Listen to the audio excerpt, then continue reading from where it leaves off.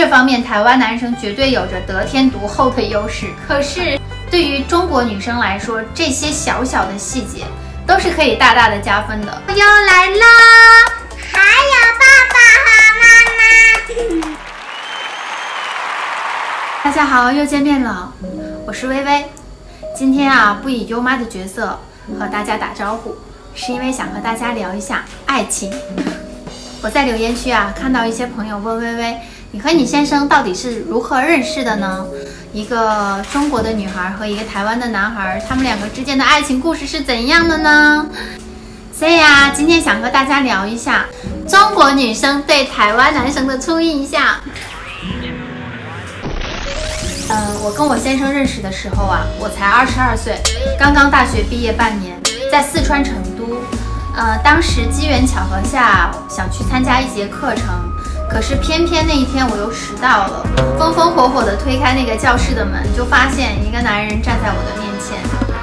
他个子不高，圆圆的脸，戴着一个木质的眼镜，笑眯眯的，穿着淡蓝色的衬衣，黑色的呢大衣，披了一个黑色的围巾，看起来超级舒服的一身打扮。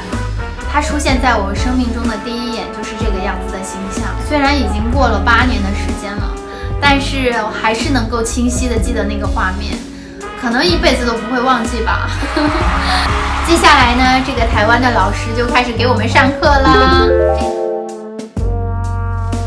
这一堂课我真的是超认真的在关注他，我的眼神都没有游离过，他的言语，他的肢体，他所有的细节我都尽收眼底。不得不说，台湾男人的谈吐在大陆女人来说是一个特别加分的点，因为台湾男人说话的声调温文尔雅。像我是东北人，我爸爸是一个典型的东北大汉，没有受过什么高等的教育，很早就出入社会了。他说话的方式就是我特别不喜欢的，可能说一句话就会带一个脏字，这样的有一点粗鲁，渴望结识这种比较有内涵、谈吐得体的男士。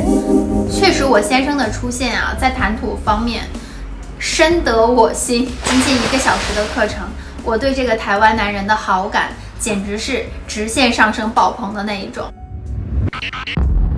缘分怎么可能就是那1个小时的课程呢？就在一个机缘巧合下，他邀请了我们这几个学员去他们家做分享会。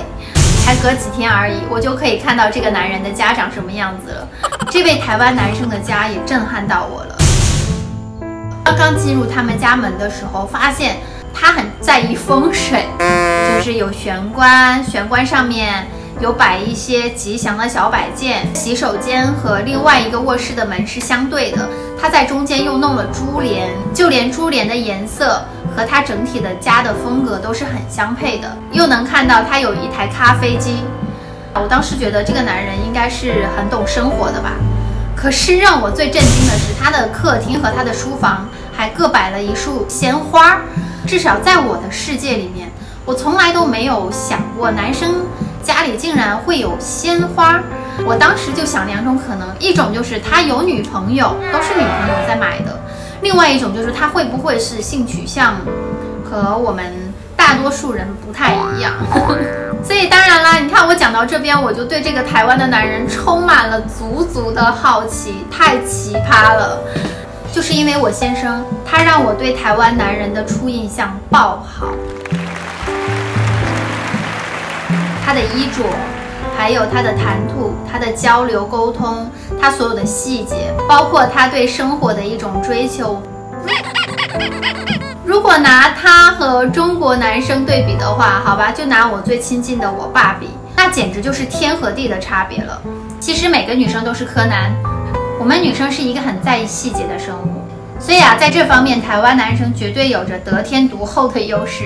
可能对于台湾男生来说，谢谢对不起是你们的基本用语，不随地吐痰，不随地丢垃圾，垃圾分类是你们最基本的道德习惯。为女士让路，为女生开门，你们觉得是男人应该为女人做的一个绅士的表现。